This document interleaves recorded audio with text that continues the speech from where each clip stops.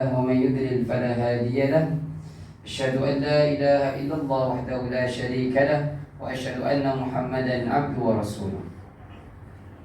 قال الله تعالى في كتابه العزيز: أعوذ بالله من الشيطان الرجيم. بسم الله الرحمن الرحيم.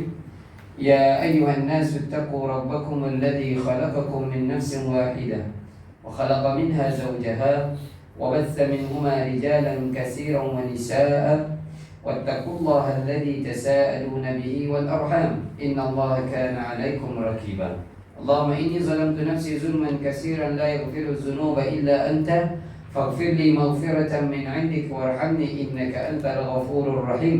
رب اشرح لنا صدورنا ويسر لنا أمورنا واحلل عقدة من ألسنتنا يفقه أقوالنا. فأما بعد. Alhamdulillah, summa alhamdulillah.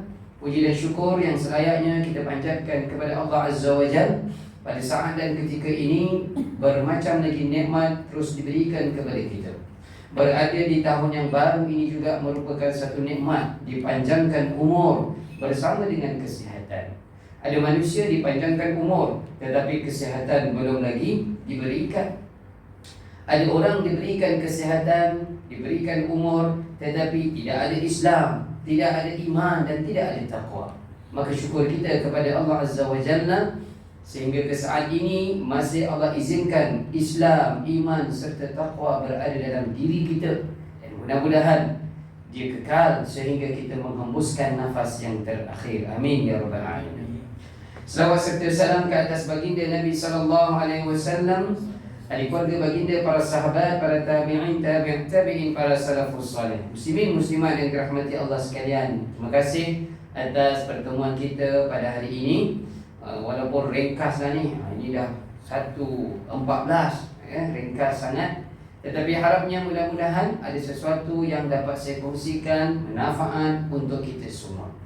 Saya minta izin untuk kita menggunakan whiteboard ini kerana daripada semalam kemarin saya bersama di tempat-tempat seperti di Puchong, juga berada di secara online. Semalam berada di Puchong, maka saya semalam di Rawang, saya kongsikan menggunakan whiteboard. Tidak ada tajuk yang saya kira masih sesuai dalam minggu yang pertama ini, iaitu kita masih berada di awal tahun yang baru. Maka saya ingin kongsikan dan harapnya apa yang akan saya tuliskan sebentar lagi bukan hanya sekadar kita faham dalam pertemuan ini, tetapi menjadi bekalan perjalanan kita setahun yang baru ini, 1445 Hijrah. Tuan-tuan yang dirahmati Allah, perkataannya biasa kita sebut setiap tahun, iaitu Hijrah. Cuma ada kreatif sedikit, ada ditambah sedikit oleh orang-orang Malaysia kita ni. Apa dia? Hijrah. Sebelum perkataan hijrah tu, orang Malaysia kita tambah apa dia? Ma'al hijrah kan? Ini semalam dekat peringkat negeri ada kan? Peringkat kebangsaan pun ada semalam dekat WTC kan? Jadi orang Malaysia kita tiba-tiba ditambah satu perkataan, iaitu ma'al. Pergilah negara Arab mana sekalipun, saya tak pernah dengar bila mereka tiba satu Muharram, ini sambutan namanya ma'al hijrah. Tak pernah dengar. Yang disebut hijrah sahaja tidaklah menjadi masalah. Orang kita tambah perkataan ma'al menjadi ma'al hijrah. Dua perkataan jadi sekarang. Tetapi yang kita nak bertanya dan nak bincang, nak kena faham adalah ditambah kalimah ma'al itu faham ataupun tidak, ataupun hanya sekadar sebut-sebut saja. Naik dekat banner, naik dekat TV kan, disebut dalam radio, hanya sekadar itu saja ke? Jadi nak tanya dulu orang dekat Culan ni kan apa yang dia faham dengan perkataan ma'al. Kalau hijrah tu semua boleh jawab lah. Ma'al tu apa dia? Alamak, dah berapa tahun kita. Dia bukan nama ma'al tu sambutan, bukan? Bukan. Sambutan bukan ma'al. Sambutan Eid. Eid tu sambutan. Eidul Fitri sambutan. Eidul Fitri. Jadi ma'al ini dalam bahasa Melayu dia adalah bersama-sama. Dalam bahasa Inggeris dia apa dia? We are lah, together lah, macam tu lah kan? Jadi kena faham. Saya ulang semula, tidaklah menjadi satu kesalahan, tak ada dosa pun nak tambah ma'a tu tadi. Tetapi yang menjadi masalah, pandai sebut, pandai tambah, kenapa tak jadikan amalan? Iaitu bersama-sama dengan keluarga, bersama-sama dengan kejiranan, bersama-sama dengan rakan sepejabat, bersama nak ke mana ni? Nak lakukan perubahan, namanya hijrah. Jadi bersama-sama berhijrah, bersama-sama kita nak berubah. Hijrah itu pula dia ada makna lagi, ataupun takrifan yang lebih tepat, iaitu perubahan ke arah yang lebih baik. Kerana ada orang berpindah, kerana ada orang berubah. Tetapi bila dia tengok, dia pergi ke tempat yang baru, berubah ke arah yang baru itu, nampaknya lagi tak baik. Ini bukan hijrah. Tak sampai makna ataupun takrifan hijrah itu sendiri. Saya buat contoh mudah. Tiba-tiba nanti mungkin keluar berita perkeliling ke apa dalam WhatsApp anda semua di sini kan, Tuan Najib dia akan pindah awal tahun nanti 2024. Hijrah nama kan? Bila kita cek nanti dah Januari, Februari, pindah tu sebab apa kita tanya? Gaji naik takkan nak lepaskan kan?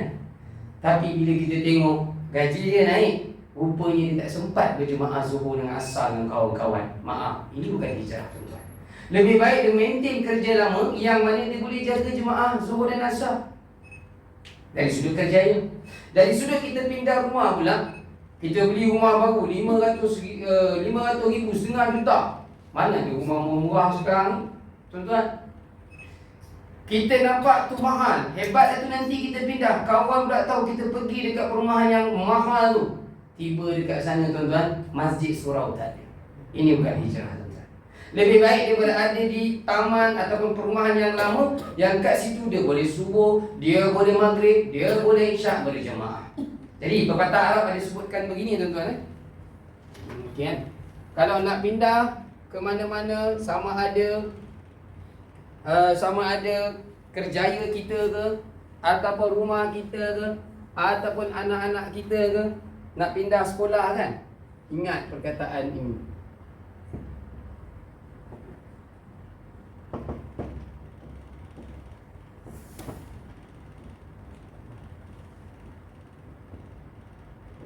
Jar qabla ad-dar. Apa maksud dia? Kejiranan sebelum rumah. Nampak macam simple kan? Dia punya pepatah Arab simple. Tak macam kita. Panjang dengan perkataan. Dia 3 perkataan saja membawa makna. Jadi bermakna ni tuan-tuan, bila kita nak berpindah kerjaya ke rumah ke kan, maksudnya tengok dahulu kejiranan tu. Bukan tengok rumah tu mahal terlebih dahulu, elit ke sebagainya, gaji ke dahulu, bukan. Tengok dahulu kejiranan di situ, environment dia bagaimana. Adakah di sana ada masjid dan surau yang akan membuatkan saya mudah untuk beribadah? Kemudian tengok kejiranan di situ, ramai yang muslim ke, ramai yang non muslim. Bila ramai muslim kan nanti lagi penuh surau dan masjid yang dah ada. Kita cek yang pertama tadi, apa guna masjid besar dekat taman tu tuan-tuan? Tiba 2 rumah, kita dengan jiran sebelah saja. Kita imam, dia bilal. Tak, kita bilal, dia imam. Lama-lama kita pun jenuh. Maka tuan-tuan, ini penting. Ditanya dekat developer tu kan, ini ada masjid ada surau ke tidak? Oh, dia kata nanti. Nanti tu minta maaf, belum tentu ada. Dia kata nanti nak buat kan. Akhirnya pening kan. Kejiranan di situ nak kumpul duit kan. Ni contoh asal. Baik, selesai ni. Bukan ni saya nak bincangkan sebenarnya. Ada lagi, cumanya di awal ini. Tuan-tuan dan dirahmati Allah, cerita kita tadi tentang ma'an hijrah.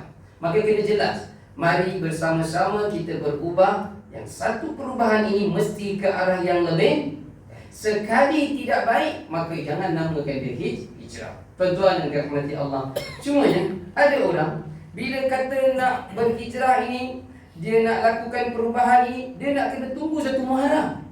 Ataupun dia nak pasang niat yang baik ni, kena tunggu 1 Muharram. Ataupun kena tunggu 1 Januari. Kan ada pun orang pun ada 1 Januari pun dia mula azam yang baru, 1 Muharram pun baru dia nak azam yang baru. Sebenarnya tak perlu tunggu tuan-tuan. Cukup hanya sekadar kita boleh bangun pagi.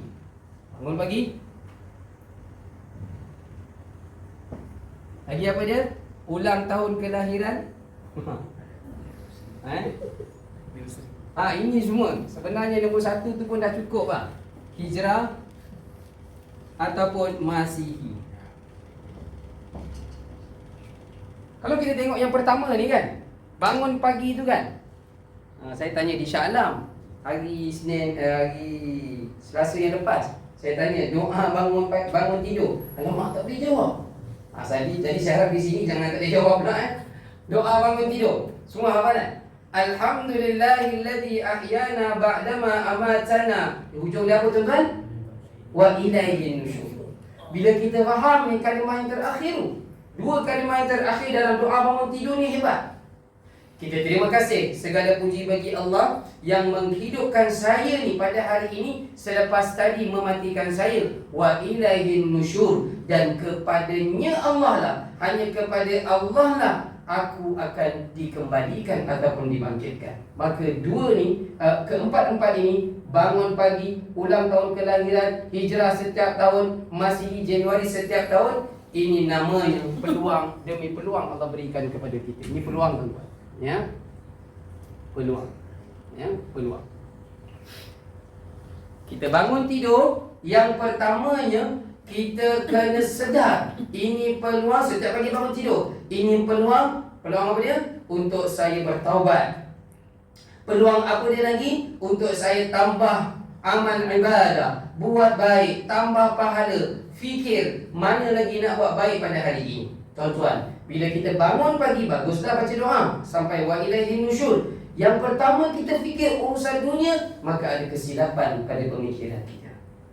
Kita kena fikir tentang akhirat yang terlebih dahulu. Baik kan? So jadi, yang kedua pula, ulang tahun kelahiran. Cerita ni, ulang tahun kelahiran ni biasanya dalam WhatsApp group kita lah.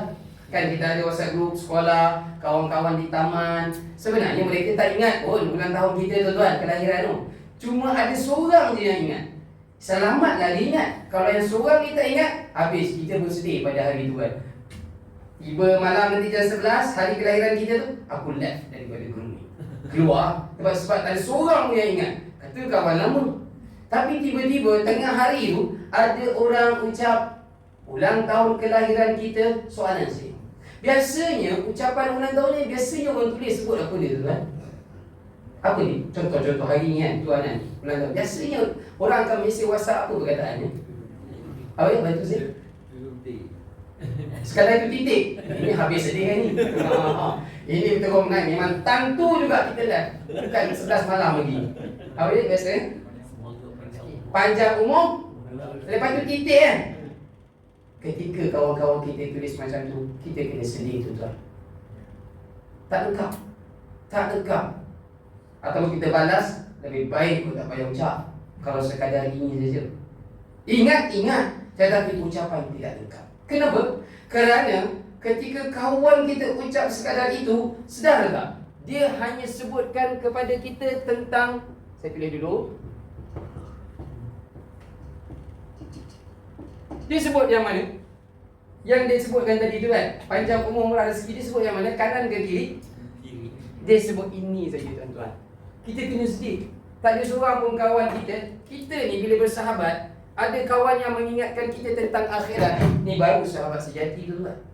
Jadi yang sepatutnya kita tunggu ucapan yang sebut begini. Itu bagus di awal tu, tapi dia bukan titik habis terus. Kalaupun dia titik, dia buat perenggan kedua. Dengan panjang umur dan murah rezeki, mudah-mudahan bertambah alamat engkau punya amal ibadah dan ilmu. Okey, baru kita boleh senyum tuan-tuan. Ada orang ingatkan kita tentang akhirat. Tuan-tuan, kita kena sedih juga. Walaupun tadi dia ucap happy birthday saja, seketul kan, titik kan, kita kena sedih juga. Kenapa kena sedih? Dia bukan isu dunia akhirat ini lagi lah. Kenapa kena sedih? Kerana kita kena sedar, semakin hampir kita dengan garisan penamat kehidupan ini, semakin hampir. Mana ada orang bertambah umur semakin jauh, ataupun semakin jauh dia dengan garisan penamat umurnya? Tak ada. Semakin hampir. Macam orang berlari tu kan, 100 meter, 200 meter kan, dia macam seronok bila dia depan sekali. Tetapi sebenarnya bila dia finish sahaja, dia tak ada peluang lagi untuk ulang. Dia menang ke, dia kalah ke, begitu kehidupan kita. Bila finish sahaja, kita tidak ada peluang. Ya Allah, beri sekejap, 1 minit. minta hulkan sekejap malaikat pencabut nyawa ni. Tak. Wa likulli ummatin ajal fa iza jaa ajaluhum la yastakhiruna sa'atan wa la yastaqdimun. Bagi tiap-tiap umat itu ada tempoh ajal masing-masing. Bila telah sampai, tidak dicepatkan barang sesaat dan tidak dilambatkan walaupun sesaat. Tuan-tuan, kita kena sedih. Dan bila orang yang berlari tu kan, dia lari 100 meter tu kan, ada perkataan tamat dekat depan tu. Semakin dia dekat dengan garisan penamat tu, tulisan TA, MAT tu semakin jelas ke semakin kabur? Semakin jelas. Sepatutnya kita jadi yang seperti itu. Bertambah umur, semakin jelas kita. Sepatutnya kat atas tu bukan TAMAT lagi. Dia tulis kat situ apa dia? KUBUR. Kubur. Baru dia tahu. Baru dia ingat akhirat ni. Tuan-tuan, tak perlu tengok orang lain, kita dan keluarga kita. Faham? Baik, tuan-tuan yang dirahmati Allah. Bila sebut tentang hijrah ataupun ma'al hijrah ini, saya suka conteng yang seperti ini. Saya conteng-conteng lagi. Sebab kata dah lama tak guna whiteboard ni kan. Daripada sebelum dia dikeluarkan daripada surau ni, kita gunakan dia. Okay. Jadi jelas tu tuan-tuan bertambah umur, meningkat tahun, kita kena jelas kita semakin ke satu alam yang lain, namanya alam barzakh. Kenapa namanya alam barzakh? Barzakh membawa maksud tempat singgah, R&R. Jadi nanti pergi dekat R&R, beritahu dekat isteri, ini namanya barzakh. Tempat singgah sementara. Baik Baik, ini hijratun. Saya pecahkan kepada dua tuan-tuan. Walaupun tadi saya dah tulis, tetapi saya tulis mula. Ini dunia. Dunia lawannya akhirat. Baik. Saya kira saya tak perlulah berkongsi kepada tuan-tuan apa yang nak kita hijrah tentang dunia kita. Tuan-tuan lebih mahir dari sudut. Sekarang isu apa orang selalu sebut sekarang? Isu yang sedang berlegar di mulut netizen Malaysia ni. Jangan sebut politik lah. Itu dia hantar. Saya pun malam masuk campur. Kan? Okey, biasanya sekarang kesihatan. Betul tak? Kesihatan. Tuan-tuan, pergi lah mana-mana ward, kanak-kanak ke sekarang, orang dewasa tak ada tempat. Penuh. Kawan saya minggu lepas di Kelantan, KPJ tu. Ni bukan hospital kerajaan, KPJ. Dia kata, saya dah datang Ustaz. Kawan saya, bila tengok dia post dekat Facebook, saya terus WhatsApp dia. Apa cerita masuk hospital? Dia kata, Ana dah datang daripada hari Rabu, tak boleh masuk. Doktor tu kata, hospital kata, kena datang hari Jumaat. KPJ berbayar. Tuan-tuan ni IKN ni, mana pernah tak penuh? Sentiasa penuh, kecuali hari cuti. Dari sudut kesihatan ni, saya sentuh sedikit saja tuan-tuan. Nabi sebut apa dia? Tentang pemakanan. Ni kena hijrah tuan-tuan. Minta maaf lah, benda-benda yang fast food ni tinggalkan tuan-tuan. Izinkan saya sebut satu lagi benda yang orang marah. Gula putih. Dah kelar kesihatan pula kan. Kena tinggal tuan-tuan.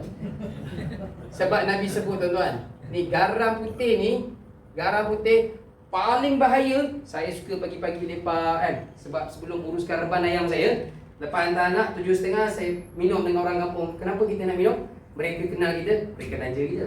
Yang bagus tu. Mana warung saya pergi, kan, orang belanja. Baik. Yang saya sedih apa dia bila kita minum teh tarik. Teh tarik. Kod dia cakap teh tarik kurang manis. Biasanya dalam teh tarik ni ada apa? Gula putih ke garam putih? Bukan gula putih pun tak ada. Apa yang dia ada? Susu pekat. Ini bukan susu. Makanlah kesihatan hari ni KKM. Ini bukan susu tuan-tuan. Bukan susu daripada lembu ataupun apatah lagi kambing. Bukan. Ini satu chemical.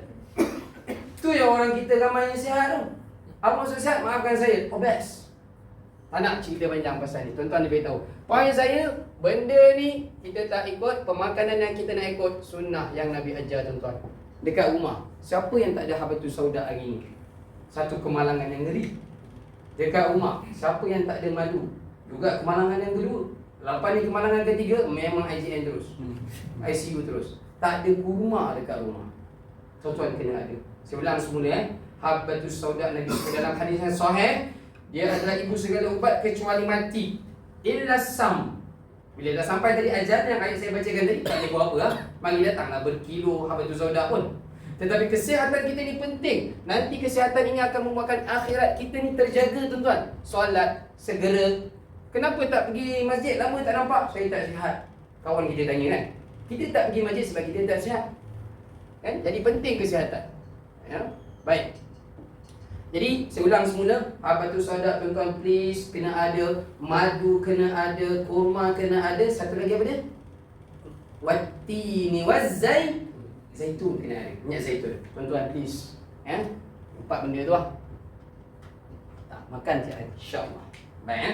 Kolesterol, cara untuk turunkan kolesterol, minyak zaitun. Settle masalah. Baik, kemudian isu yang sekarang juga kesihatan nombor 1, yang kedua sekarang yang disebut, kita jumpa kawan-kawan semua sebut benda ni, iaitu ekonomi. Betul tak? Ekonomi. Kos harga hidup, barang naik ni semua kan. Yang turun apa je tuan-tuan? Hujan je lah.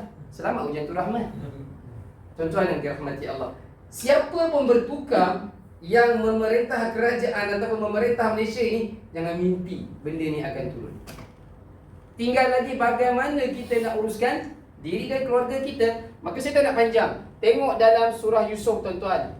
Mimpi Nabi Yusuf itu ada pengajaran untuk kita.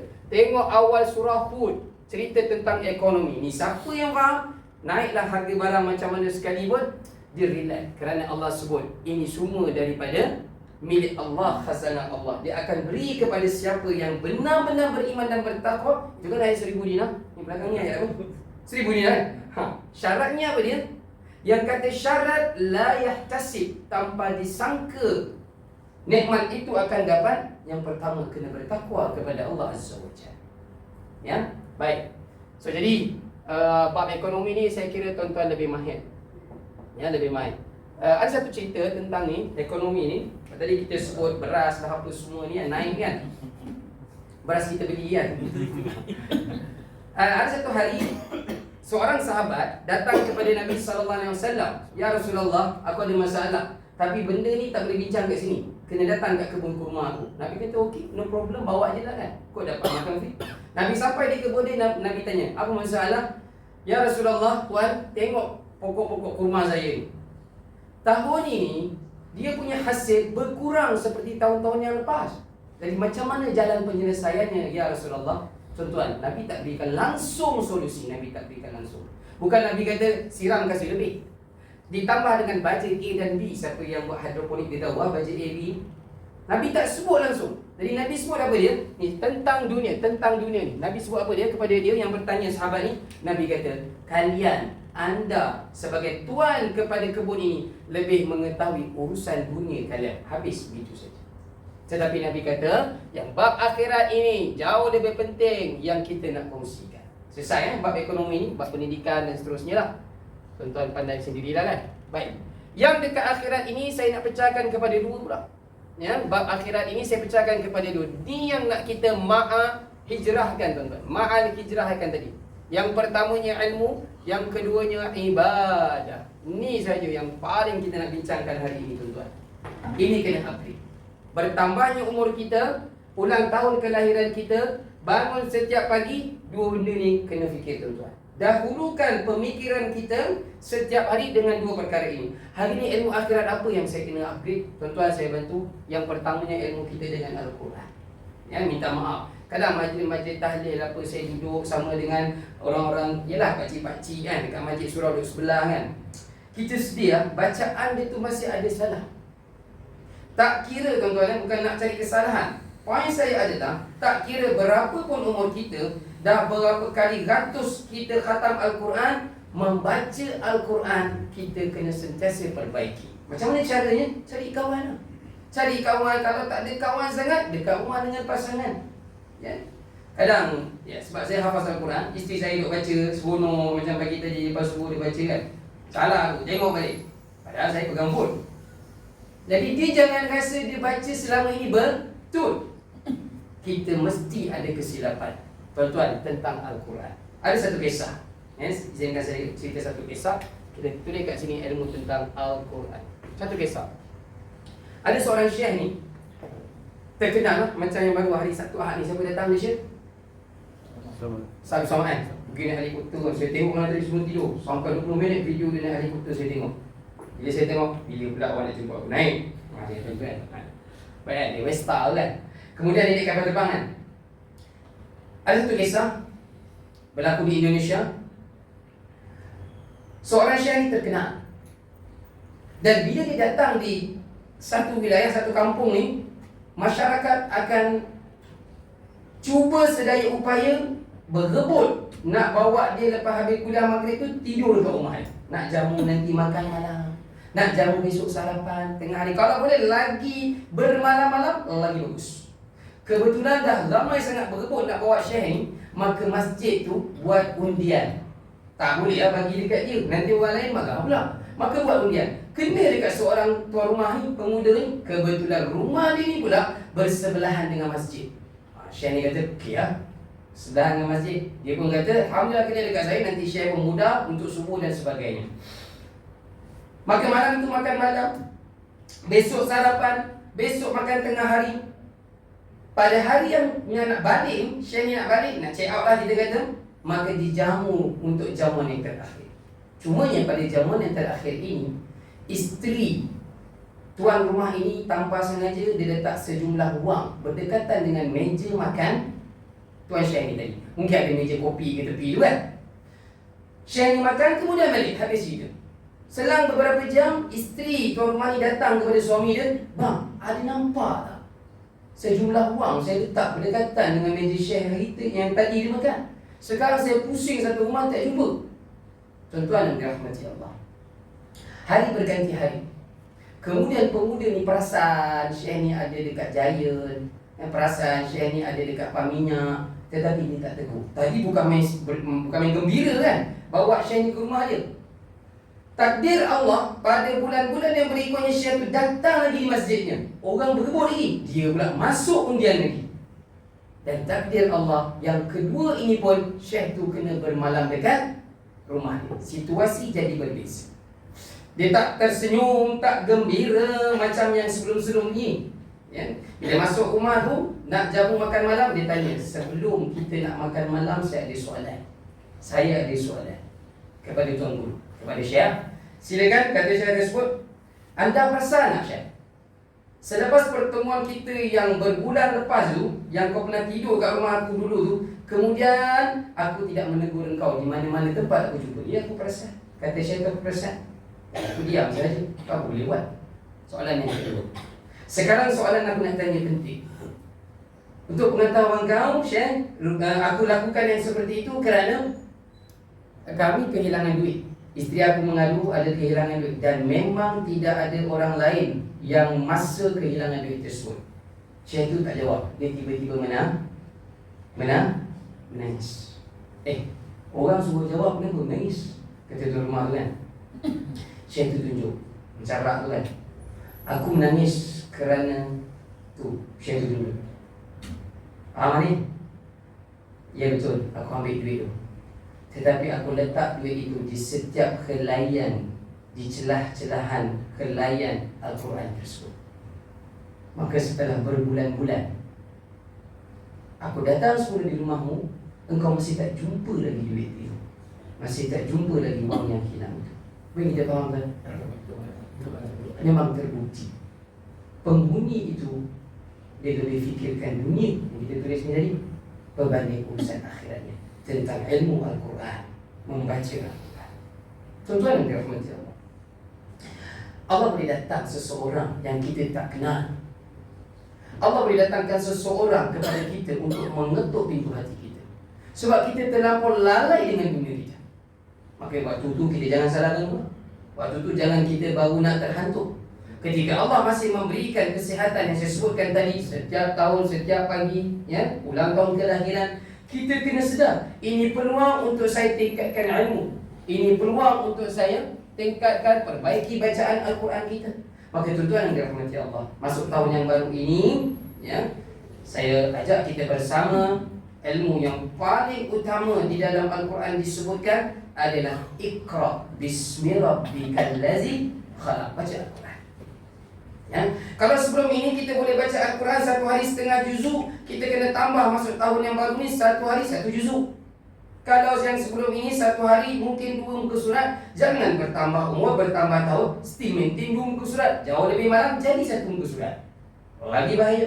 Maka tidak sepatutnya Allah panjangkan umur kita jika sekiranya kita semakin berkurang dalam menuntut ilmu. Apatah lagi Al-Quran itu sendiri adalah ibadah. Sini pun Al-Quran, sini pun Al-Quran. Sama, Al-Quran juga kita jumpa. Tuan-tuan yang dirahmati Allah Subhanahu Wa Taala sekalian. Ya, saya kira pertemuan kita ini bercakap tentang Al-Quran sajalah. Ibadah ni banyak yang boleh kita sebutkan. Solat, upgrade solat tuan-tuan ya. Yang dikatakan ma'al hijrah, apa yang boleh kita upgradekan solat kita? Solat di awal waktu, kejar berjemaah, nanti maghrib dan isyak bawa anak-anak. Kalau sebelum ini kita sahaja datang maghrib dan isyak di surau masjid tempat kita, bawa anak-anak. Esok lusa kita akan meninggal tuan-tuan. Salah kita yang tak biasakan anak kita mari datang ke rumah Allah. Sekarang peluang ada, namanya tadi ma'al hijrah, bersama-sama nak melakukan perubahan keadaan yang lebih baik. Baik, saya kembali semula kepada Al-Quran. Ada satu ayat di dalam Al-Quran, iaitu pada surah Al-Furqan, pada ayat yang ke-30, yang diucapkan oleh Nabi SAW. Ini adalah satu rintihan dan Allah rakamkan di dalam ayat 30 surah Al-Furqan. Perhatikan ayatnya. Wa qala ar-rasul ya rabbi inna qaumi ittakhadhu hadzal qur'ana mahjura. Kata Allah, dan Rasul yakni Muhammad itu, dia mengadu kepada kami dengan ucapannya, wahai Tuhanku, sesungguhnya. Nampak Nabi guna kalimat inna tuan-tuan. Maksudnya apa dia? Benda ni pasti akan berlaku. Tadi kita setuju kan? Perkataan hijrah ni perubahan ke arah yang lebih baik, kita setuju.